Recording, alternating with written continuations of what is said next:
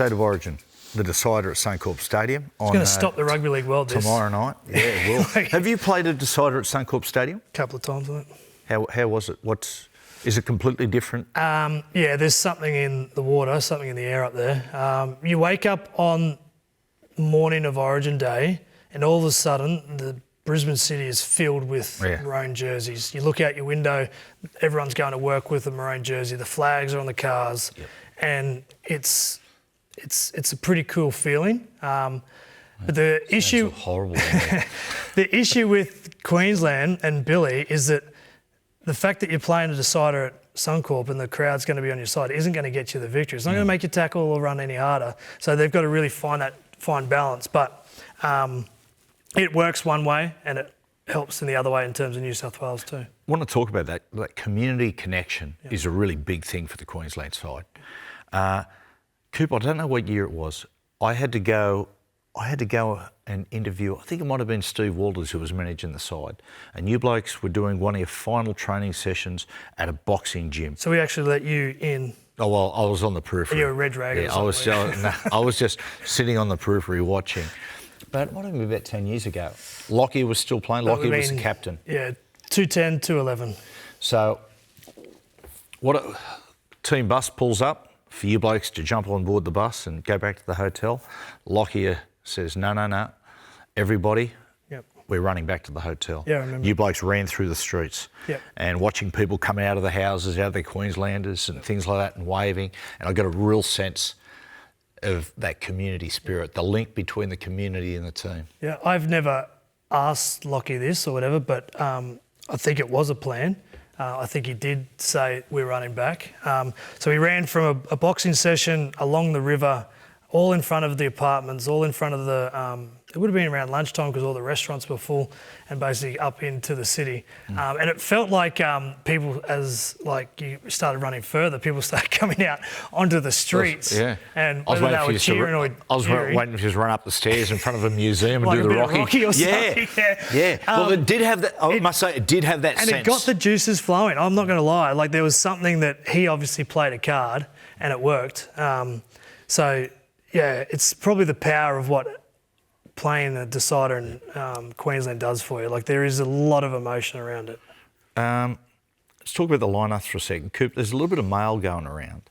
I don't know why I'm getting this mail, but it's coming out of the Queensland camp. I don't believe it. If you've got mail over me from the Queensland camp, I don't believe it. There's a little bit of talk that Harry Grant will start.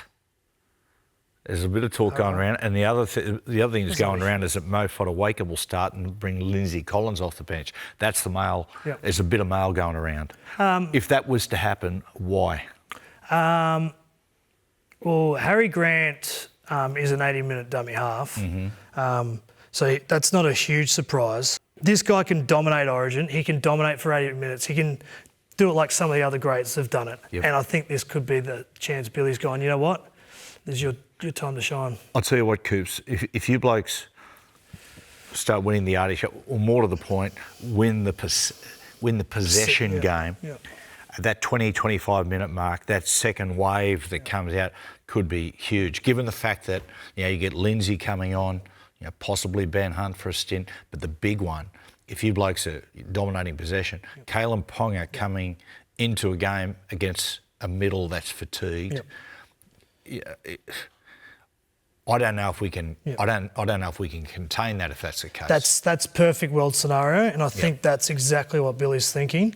And he will have a plan, and it would be, let's say, Cherry Evans did and Ponga Reece Walsh. That's simply what it is. Maybe Ben Hunt is on there at the same time too, but what he needs to do is he needs to time his run to perfection. He needs to try and predict when there's a swing of possession his way.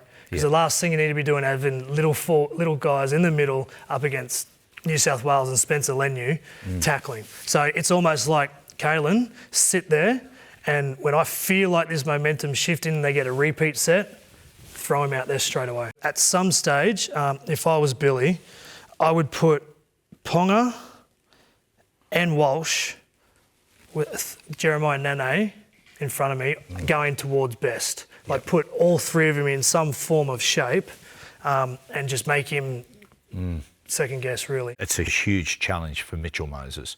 Mitchell was fantastic in game 2, and he's very good in game 3 last year. But this, a decider at Suncorp Stadium, and as you know, Coop, when you get in those really big occasions, is with the amount of noise going on, it is so hard to be able to communicate and rally your teammates and forwards into position. I was going to say, what advice would you give to Mitchell? I'm not going to ask you that. I'm not going to put you in that position, but your thoughts on it. Handling that occasion. I think if he's got a mindset of doing exactly what he did in game 2, I actually think it's the wrong mindset. This is strangely enough, because do you really think that Queensland's going to allow quick play the balls, advantage to their forward pack, time and space, and they dominated possession in the attacking end of the field? I just don't think that's going to happen. Yeah. So I think patience and composure from Mitchell Moses is going to have to be the key. He needs to. So one of the things that I always thought about in a big game, particularly Origin decider, was touch the ball basically through your kicking game. If you see an opportunity, take it, but just step back. Yeah, do less. Step back and let the big forwards butt heads for a period of time and let them win, because there's this real ego battle in Origin, particularly early on. When your forwards feel like they're getting it, you've got to let them go and let them reign. Don't take the ball and start zinging it sideways.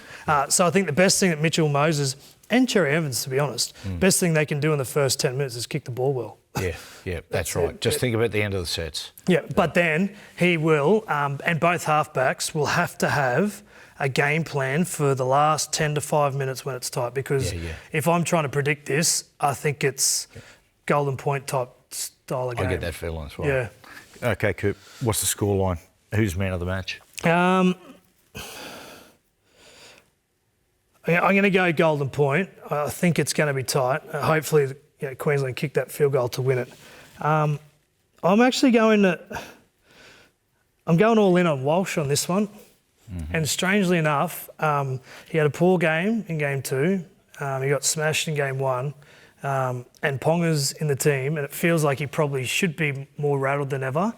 But I just feel like with Billy's coaching, this is the type of performance where he just goes for it. Big game in terms of Reese's career. Yeah, it is. I think so. And I'm not super confident about it, but I'm just trying to guess and predict. I think Walsh stands up. That's what I think happens. I'm going New South Wales 26-18.